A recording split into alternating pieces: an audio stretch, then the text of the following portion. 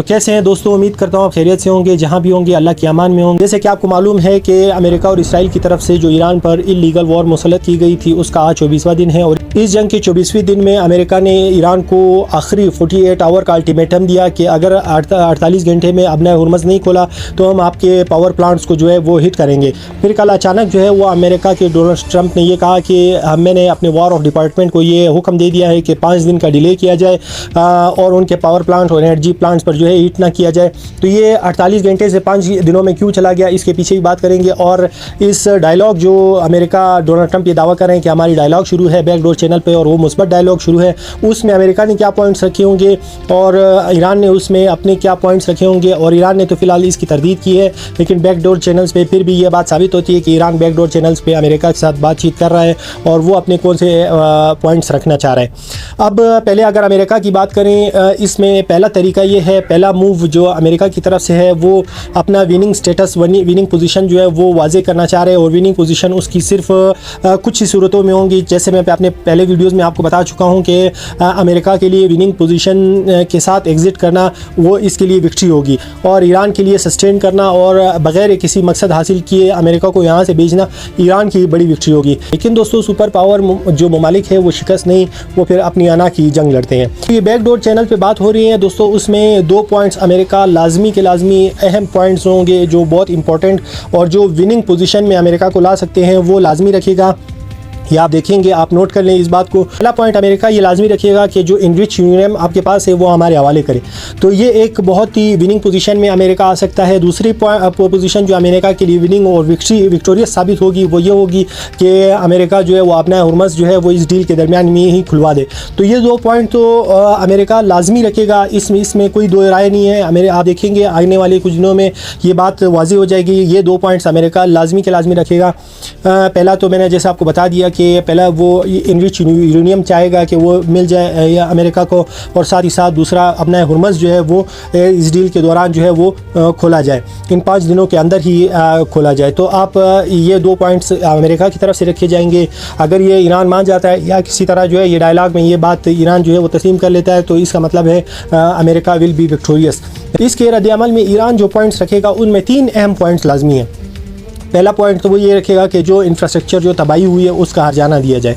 अब वो हर्जाना किसी भी सूरत हो सकता है, जो मंजूबे असासे हैं वो रिलीज़ कर दिए जाए, सेंक्शन हटा दिया जाए, ठीक है, या फिर पेमेंट की जाए। ये 3 तरीके से जो है जो भी तरीका हुआ वो जो है वो अमेरिका लाजमी वो ईरान इन तीनों तरीक़ों में जो भी पॉसिबल हुआ, चाहे वो मंजूबे असासे हों, चाहे वो पेमेंट हो, चाहे वो सेंक्शन हटाना हो, इस सूरत में जो है वो एक पेमेंट का एक तरीका जो है वो ईरान के लिए बन जाएगा। दूसरा पॉइंट जो है उनका ये है कि अपने हुर्मज़ के लिए जो है नए पॉलिसी का ऐलान किया जाए कि जिस तरह पूरी दुनिया में जो चौक्स हैं उन चौक से जो भी शिपिंग गुजरती है उस शिपिंग में गुजरने में सबसे अहम किरदार जो है वो साथ वाले ममालिक जो इसको कंट्रोल कर रहा होता है वो इस पर कुछ पेमेंट लेता है इस शिप को गुजारने की।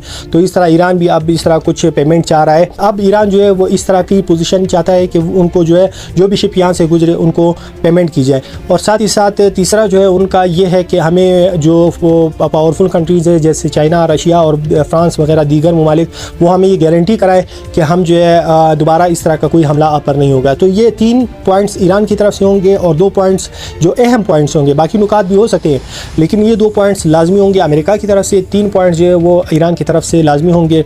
ये आप देखेंगे आने वाले वक्त में ये चीज़ें वाज़ेह हो जाएंगी। दूसरा जो अहम सिनेरियो मैं आपके सामने रखना चाह रहा हूँ कि इस गलतफहमी भी ना रहे, क्योंकि डोनाल्ड ट्रंप जो कहता है वो करता कुछ है और जो बोलता है तो उसके पीछे उसका मज़मूम मकसद कुछ और होता है। तो इसी तरह इसका दूसरा रुख भी हमें देखना चाहिए कि अब अमेरिका जो है इसको डिले करना चाह रहे हैं 5 दिन 6 दिन और मज़ीद भी आगे हो सकता है ये डिले करना चाहे, क्योंकि वो जो मिस कैलकुलेशन के थ्रू जो ईरान पर उसने हमला किया था उस मिस कैलकुलेशन को जो है वो सुधार सके, उसको जो है जो गलतियाँ उससे हुई वो जो है उस पर दोबारा रिव्यू कर सके।